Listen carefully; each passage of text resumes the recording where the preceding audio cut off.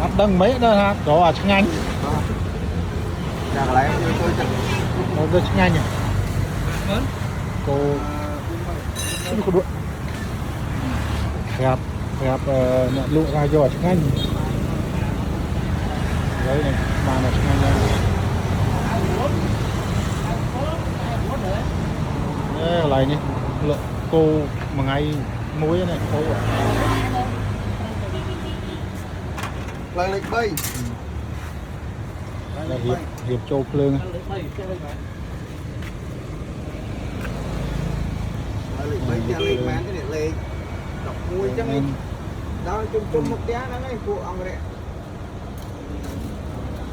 Ố cải xài ngon nè. Nó luôn.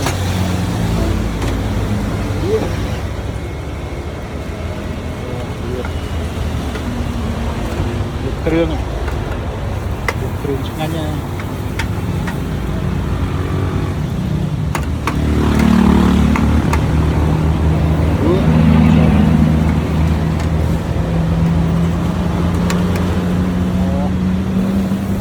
Em rồi.